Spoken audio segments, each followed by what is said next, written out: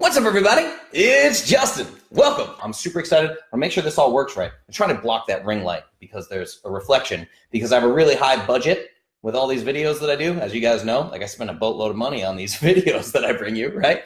So I spent a lot of time with you guys doing these videos in a lot of different places, and I am super, super excited to bring you tonight's episode because of the content. So I really wanted to give you really good content on this one about a topic that I cared about deeply, a topic that impacts us all. That's ultimately why I decided on this topic. Food is not bad for you. I wanted this to be something that impacts every single living human being. That's why I chose this one, okay? I don't know what's gonna go on the whiteboard today, but I knew for it I really wanted to do a whiteboard presentation because these are my favorite. It's like my favorite way of interacting with you guys is doing these lessons in front of the whiteboard. We're going to talk about this concept that I've been obsessed with lately, a very simple concept known as original ideas. So what I see in nutrition today that is really painful for me is just this constant parroting. And you guys know this, if you've ever brought up Clovis or anything like that in a family situation or a social setting, it's just parroting. Parrot, parrot, parrot. Everyone is parroting things that they've heard from a TED Talk. One more person quotes a TED Talk to me, they're going to get a headbutt. Right? They're quoting TED Talks and they're quoting books and all these things and this and that and this. And I know, I can tell right off the bat that they really have not thought this through and really have not researched this thing. They maybe watched one TED Talk and now they're telling me, verbatim what the TED Talk person told them that they just trust blindly, So that's what we're gonna get into tonight is some of my original ideas, okay? So these are gonna be some of my original ideas, some things that I've talked about with other people, that I've talked about with other influencers and experts, but we're really gonna dig into my overarching message for you that I really want people to get. And that's what we're going to dig into tonight. You're going to love this one.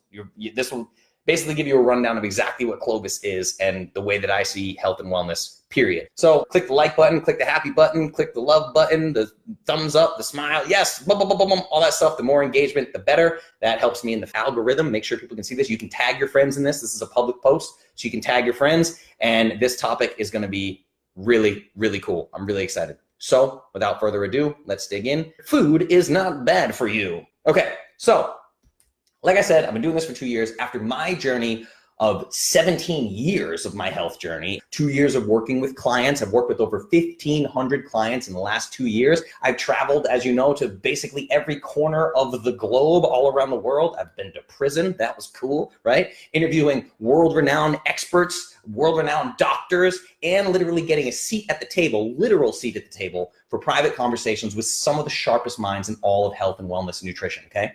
So I want to dedicate to what I believe is the most damaging lie ever told, literally, and that is that food is bad for us. This is a myth that just won't die. Food is not bad for you, okay? Food is good for us. Food is good for you. And I'll take it even further. Not only is food good for us, but lots and lots and lots of food is good for us. Much more food than you think.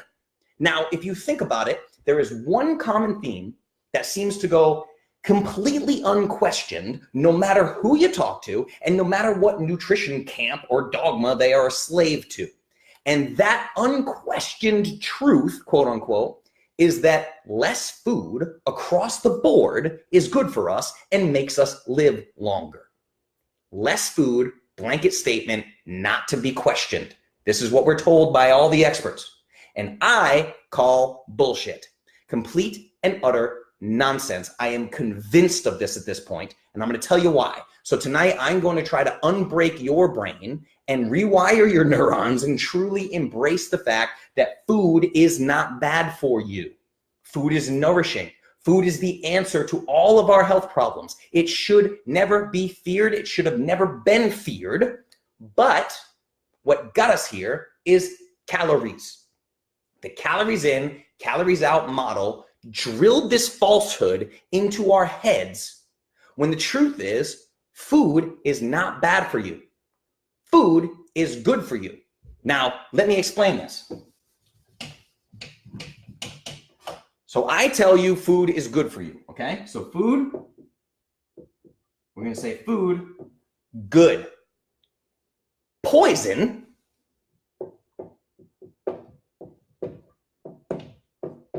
bad. It's that simple, okay? Food is good, poison is bad. But here's the problem. In Western culture, for some ungodly reason, we have allowed food and poison to be put into the same category. These are considered the same, okay? And this simple mistake changed the entire course of human evolution.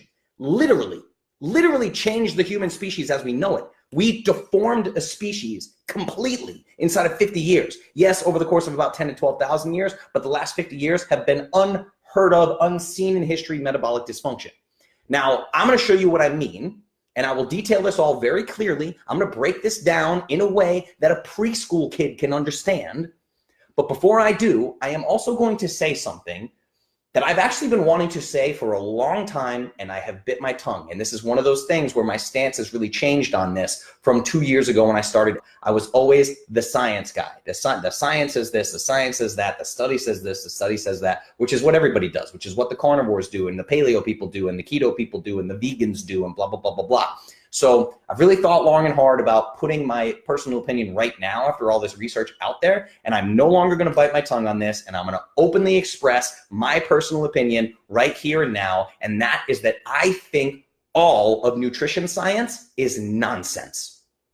I think all of nutrition science is nonsense. All of it. Virtually useless. I am convinced of this. Keep in mind, I have read an awful lot of nutrition studies, okay? And I am convinced of this. Now, when I take a step back and I look at the entire field of study as a whole, this nutrition science field of study, it is actually now almost comical to me that anybody thinks they know anything at all about nutrition. And the people who are convinced that they know the most are more lost than anyone else, and their egos are usually the most off the charts egos. Okay, so we're going to dig into the problems that I see with nutrition science. So let's talk about this mess here happen, this food and poison being the same thing because, again, of calories. But the problem is when we talk about calories or specific foods, macronutrients, medications even, really anything that we ingest, the effect of those foods on human health cannot be studied in a vacuum. You have to understand this. You cannot have a myopic focus when it comes to nutrition studies. It's impossible. There are too many variables. And just to drive this point home, let me give you one really basic example that's kind of unbelievable when you think about it. This is just one simple consideration. Let's say you're living in Canada and I give you a banana on an empty stomach and you eat it and I measure how high your blood glucose spikes after eating the banana. We do a little blood draw, how high your blood glucose spikes after eating this banana on an empty stomach. And I record that number. Then I put you on a plane and I ship you off to Colombia, which is a country basically right on the equator. We move you to Colombia. Then we give you another banana, equal size on an empty stomach, you eat it, and I measure how high your blood glucose spikes after eating the banana.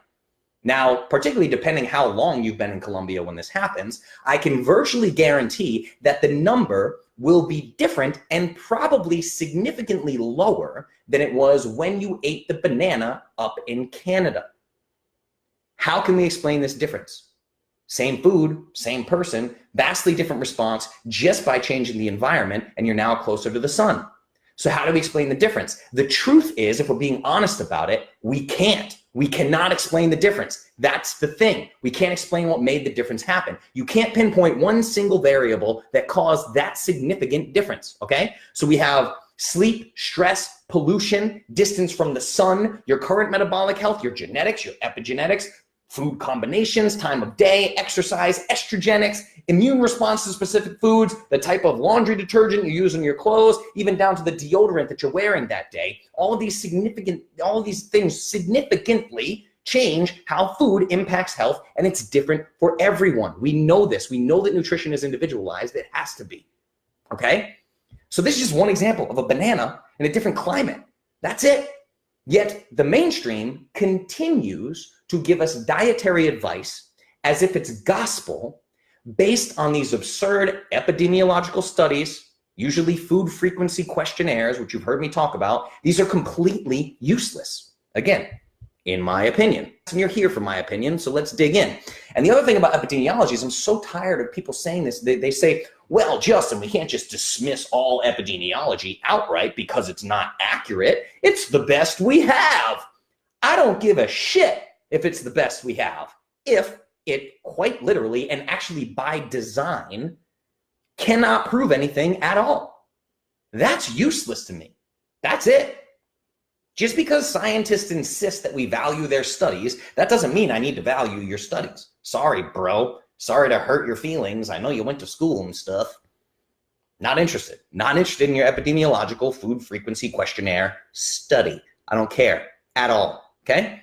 Now, even in studies that can actually prove causation, which I've taught you guys about this before, like in Bad Science, but these interventional trials or randomized control trials, most of these randomized controlled trials cited for things like longevity and like overall health and all that stuff, these are done in mice and worms. It's basically lunacy if you really stop and think about it, okay? So it's really just human beings. This is genuinely what's happening here. I'm not insulting anybody. I'm trying to be as genuine as possible the way that I see it. This is human beings making their absolute best effort to try to understand something that can never, ever be fully understood, okay? I applaud the effort. I'm sure there are good people. But that doesn't mean we actually know anything meaningful from these studies that they're doing. This is not a knock on the people. It doesn't mean that we know anything at all. It's just very difficult for our puny little human brains and our big giant human egos to actually admit that us doing our very best looks a lot like flailing around helplessly for decades and getting exactly nowhere. At the end of the day, Mother Nature trumps us no matter how advanced we think that we get.